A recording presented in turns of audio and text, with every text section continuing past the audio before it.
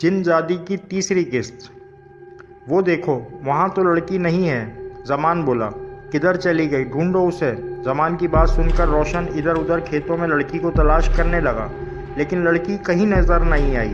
جب تھک ہار کر دونوں عمران کے پاس آئے تو ان کو ایک زوردار جھٹکا لگا۔ عمران کی کٹی لاش کھیتوں میں پڑی ہوئی تھی، سارے کپڑے پھٹے ہوئے تھے اور کٹی ہوئی گردن سے خون بہہ رہا تھا۔ جب ان دونوں نے اپنے ساتھی کی کٹی ہوئی لاش دیکھی تو ان کا دل دہل گیا۔ ان دونوں نے ایک بھیانک چیخ ماری اور گاؤں کی طرف دوڑ لگا دی۔ صبح ہونے والی تھی، دونوں بہت ڈر چکے تھے، ان کی ہمت جواب دے چکی تھی۔ اب ان کو یقین ہو رہا تھا کہ جس کے ساتھ ہم نے زیادتی کرنے کی کوشش کی وہ لڑکی نہیں تھی بلکہ ایک جن زادی تھی۔ اب ان دونوں کو اپنی موت یقینی نظر آ رہی تھی۔ دونوں کی آنکھوں سے نیند اڑ چکی تھی۔ ساری رات انہوں نے جاگ کر گزاری، بار بار دوست کی موت کا منظر ان کی آنکھوں کے سامنے آ رہا تھا۔ جیسے تیسے رات گزر گئی۔ ادھر صبح جب گاؤں والوں نے عمران کی لاش دیکھی تو گاؤں میں کوہرام مچ گیا۔ سارے لوگ بھاگے بھاگے کھیتوں کی طرف بھاگے اور عمران کی لاش کو عمران کے گھر لایا گیا۔ پولیس آئی لیکن کوئی نتیجہ نہ نکلا اور نہ ہی قاتل کا پتہ چلا۔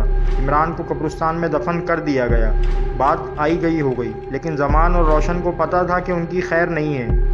شام کو زمان نے روشن کو بلایا۔ زمان کی حالت بہت خراب تھی۔ ادھر روشن بھی بیمار ہو چکا تھا کیونکہ دونوں نے ساری رات نیند نہیں کی تھی، ڈر اور خوف کی وجہ سے۔ زمان بولا کیوں نہ ہم ساری اسٹوری گھر والوں کو بتا دیں۔ روشن بولا پاگل ہو گئے ہو، مروانا چاہتے ہو؟ تمہیں پتہ ہے کیس پولیس کے پاس پہنچ چکا ہے۔ شکر ہے کہ ہم بھاگ نکلے عمران کی لاش کو چھوڑ کر۔ سوچو اگر ہم عمران کی لاش کو گاؤں لے جاتے تو سب کا شک ہم پر آ جاتا اور ہم بے گناہ پھنس جاتے۔ زمان بولا ہاں یار یہ بات تو ہے، میں تو پہلے ہی کہہ رہا تھا کہ چلو چلیں، لیکن عمران نہیں مان رہا تھا۔ اب دیکھا وہ اپنی غلطی میں خود مارا گیا، کیوں نہ ہم ایک کام کریں۔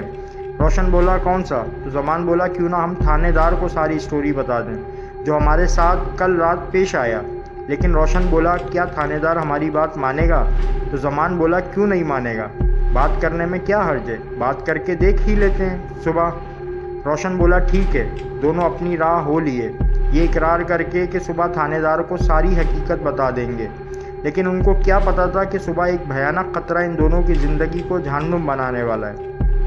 یہ کہانی ابھی جاری ہے۔ امید کرتے ہیں آپ کو یہ کہانی پسند آ رہی ہوگی۔ ایسی کہانی اور واقعات کو سننے کے لیے ہمارے چینل کو لائک کریں، سبسکرائب کریں اور کمنٹ کریں۔ شکریہ۔